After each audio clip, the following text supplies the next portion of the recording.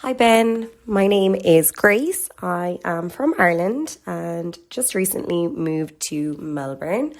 Um, this is my first job in Australia, so I am just wondering where to begin with my tax and tax returns next year.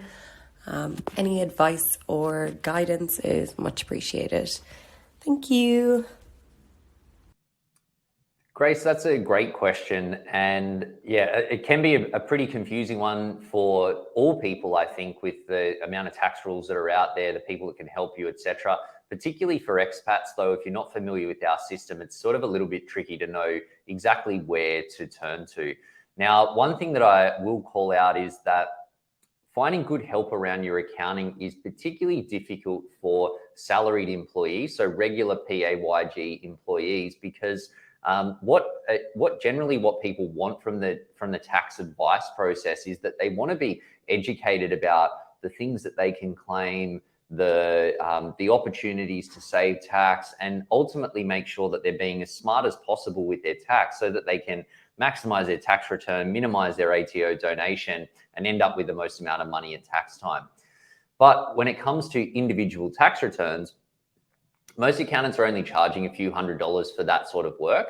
And so if you think about an accountant, that they've got years of training and experience and registrations and a business and stuff, and their hourly rate should be, in the few $100s an hour, but they only charge a few $100 for a tax return. So that means that for an accountant, in order for them to not be losing money from doing a tax return, they really need to be minimizing the amount of time that they spend on doing that work, which is pretty much inconsistent with what people actually want. So I suppose that's just calling that out, and that's something that I think is helpful to be aware of when you're going down that path. That being said, you can still get to those outcomes. There's probably just a couple of different ways that you should think about how to get there. The first thing that you want to do is educate yourself so that you know broadly like what you can claim and what you should be thinking about, the questions to ask your accountant, so that you can be really pointed in how you're tackling things when it comes to actually getting some professional advice, so that you're getting the most bang for your buck from that.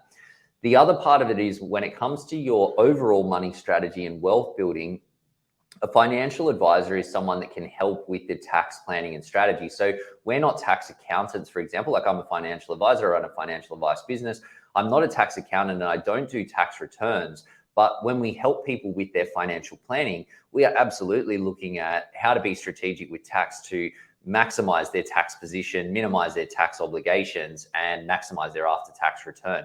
One of the things around like where you went for someone that's investing, just for example, where you own the investments is all important, because if you own them in your name versus your partner's name, if you've got different incomes and different tax rates, it means that the tax outcomes are going to be different. Similarly, if you own them in your super fund or in a trust or an investment company, again, the outcomes are a little bit different. So understanding the things like what the importance of that is will shape up some of the decisions that you're making so that you can get the best results when you invest. And that's something that probably falls more into the remit of a financial advisor as opposed to a tax accountant. Now, another just practical tip though, for outside of getting advice from an accountant or from a financial advisor, the ATO's website is actually really helpful. They have a bunch of interesting information on there. It's pretty easy to digest and use. So I'd encourage you to take a look on there, get into the detail and see what you can claim, what you can't claim. But overall, you should be looking to maximize your tax deductions and understand what they are. Keeping good records is really important with that, because a lot of people start thinking about maximizing their tax return after the financial year has ended. And at that time, it can be that the horse has bolted, that if you haven't kept good records and you haven't taken the action in the financial year, it can be too late to do it afterwards.